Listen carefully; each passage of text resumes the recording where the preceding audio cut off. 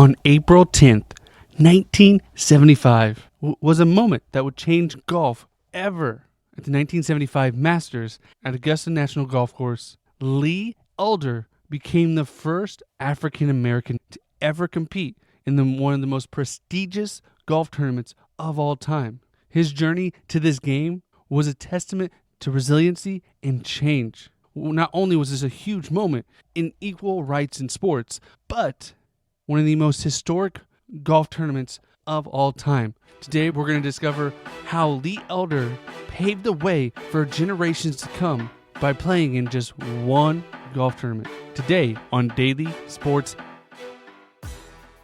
It is Ryan Seacrest here. There was a recent social media trend which consisted of flying on a plane with no music, no movies, no entertainment. But a better trend would be going to ChumbaCasino.com. It's like having a mini social casino in your pocket. Chumba Casino has over 100 online casino-style games, all absolutely free. It's the most fun you can have online and on a plane. So grab your free welcome bonus now at ChumbaCasino.com. Sponsored by Chumba Casino. No purchase necessary. VGW Group. Void where prohibited by law. 21 plus. Terms and conditions apply. Welcome to Daily Sports History. I'm Ethan Reese, your guide, as you daily learn more about sports history, increasing your sports knowledge. As we dive into Lee Elder playing in the 1975 Masters. And today's trivia question to listen out for is, how much did Jack Nicklaus win the 1975 Masters by? Listen throughout the episode to hear the answer, and if you miss it, I will give it to you at the very end. So first, let's go back to how the Masters actually got started. It all started at Augusta National Golf Course in 1932, and we covered this on a previous episode about the very first Masters tournament. And it was founded by legendary golfer Bobby Jones and some financial men who envisioned a world-class winter golf course on a 365-acre site in Augusta, Georgia, which previously was a nursery and plantation called Fruitland. And it was designed to blend natural beauty and strategic challenges. And it opened with its first Masters tournament in 1934, won by Horton Smith. Although he didn't win the green jacket, and that tradition didn't start till after World War II. But one thing that also came with this was exclusive membership.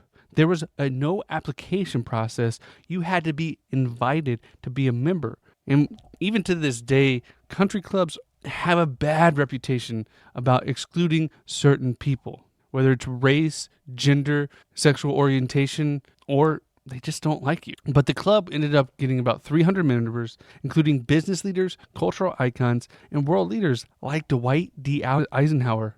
But the fee to join was between $250,000 and $500,000, which meant you were excluding many people to enjoy the game of golf at this exclusive club. But it also gave a mystique to this club and allowed it to maintain its higher echelon of exclusivity. And it wasn't until 1990 when the club first admitted its first African American member, and women were excluded till 2012. These policies have sparked controversies throughout the years, and they're not the only golf course or country club to do this. And it takes people like Lee Elder to help break down these barriers, because unless someone puts it in front of your face, sometimes it doesn't have staying power. So let's dive into who Lee Elder was. And he wasn't the very first African-American golfer. Truthfully, that was John Saipan, who was the first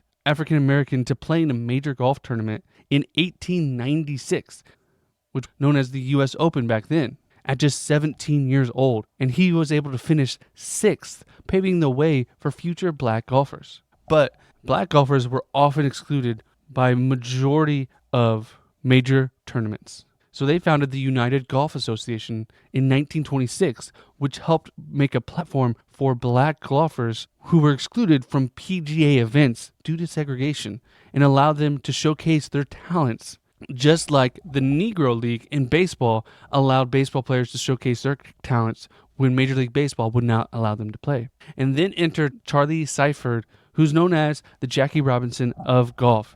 He was the first African American to earn a PGA Tour card in 1961. Yes, you heard that right. It wasn't until 1961 when an African American was allowed to play on the PGA Tour, because the PGA Tour had a clause in their rules that said Caucasians only. It wasn't just white people.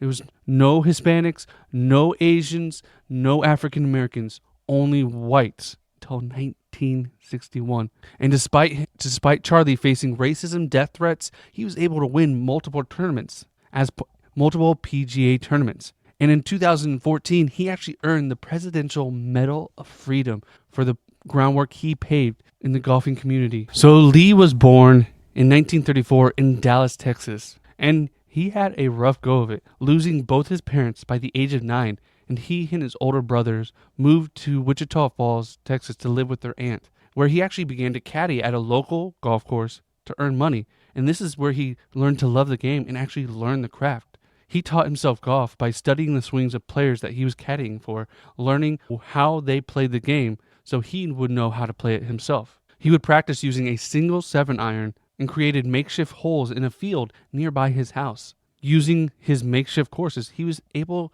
to hone his skills. And at the age of 14, he was able to move to Los Angeles, where he met Ted Rhodes, a pioneer in the African-American golfing community, and he took Elder under his wing and taught him advanced techniques and exposed him to competitive play and allowed him to develop as a golfer. But like many young men, in 1959, he joined the U.S. forces and joined the Army and played golf with his commanding officer at Fort Lewis in Washington State, which allowed him to hone his skills all the way until he was discharged from the Army. And after leaving the Army, he joined the UGA, which was a circuit, which we talked about, was the circuit for black golfers excluded from the PGA. And he won 5 of their national championships and 21 out of 23 tournaments during one stretch. Then in 1967, 6 years after PGA had lifted the ban of the Caucasian-only clause, Elder was able to raise enough money to join the qualifying school, which if you join the qualifying school, it's like a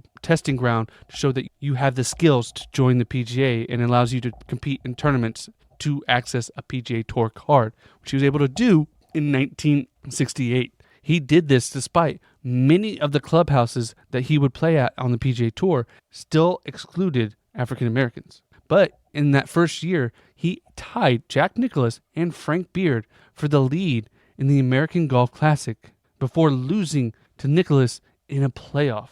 Showcasing his skill was on par with one of the greatest golfers of all time. It took 6 years before he got his very first PGA win at the Monaco Open in Pensacola, Florida, the same course that he had once been denied to play previously due to his race. And this victory earned him a spot in the 1975 Masters, which made him the first African American to be invited to compete in the tournament. And this was a huge moment, and Lee got so much attention from the media and racist people sending him death threats, causing him to hire a security team and even rent multiple houses so they never knew where he was actually staying at down in Georgia. It was a tough time to be playing down south, and many didn't want to see the color barrier in golf broken at all. And on top of that, he also was getting so much media asking him questions about golf or his life or the death threats that he couldn't even practice on his own. He had to go to the officials and say, can I have a press conference so they can ask all me these questions instead of coming onto the course where I'm trying to practice, to just allow him some semblance of normalcy. Then he comes to April 10th when he finally hits his opening tee shot, hitting a 200-yard drive down the fairway, breaking decades, becoming one of the first African Americans to play this course ever, and the first in the Masters tournament. In his first round, saw some positives where he had a birdie on a par 5 and some other bogeys, but he really played a solid round overall, hitting a +2 74 opening round and having him just 7 shots behind the leader at the time, Bobby Nicklaus. But the second round had some adverse weather conditions where it was super windy and he couldn't keep up and shot a disappointing 6 over 78, missing the cut by 4 strokes. And the cut is when they trim down the field so that the final rounds of the tournament in the PGA, so the people attending can really focus on the leaderboard. And afterwards, though, Lee was quite positive. He said that he got to enjoy Augusta's flowers and trees, and saying he had struggles keeping the ball on the fairway, being in the rough and then the foliage. But it was something he said that he was all over the place, but he was glad he got to play. And unfortunately, missing out on what was to come, which was one of the greatest endings to a Masters, where Jack Nicklaus, Johnny Miller, and Tom Weiskopf all came into the final round battling, and it came down to a one-stroke win, where Jack Nicklaus shot a -12, beating the other two by one stroke, winning his 5th Masters title, getting another green jacket. But this was a huge moment for golf, as Lee became a role model for many golfers to come. And actually, when Tiger Woods won his very first Masters back in 1997, Lee was there to help congratulate him. And Tiger references Lee as one of his mentors and one of his role models that led him into the game. According to recent stats, roughly 3% of recreational golf and less than 2% of professional golf players are black. So it still shows that golf has not changed a lot, but that number was so much lower. And it has allowed for other ethnic groups to join in, as it's been a barrier that has lessened, but it's still there because it's a huge barrier to just play golf on a regular course, as it's a huge financial burden, and it's just it's a challenge to learn how to play, which has excluded many possible players. It's a slow burn. Yeah, remember, it was centuries of segregation that led to this, and it takes a long time to knock that down. I want to thank you for listening to today's Daily Sports History, and if you like this, please make sure you follow or subscribe wherever you're listening. That way you do not miss another episode, and we will see you back again on Monday. And did you catch the answer to today's trivia question? How much did Jack Nicklaus win the 1975 Masters by? And the answer is, he came back to win the Masters by just one stroke, shooting 12 under for the tournament.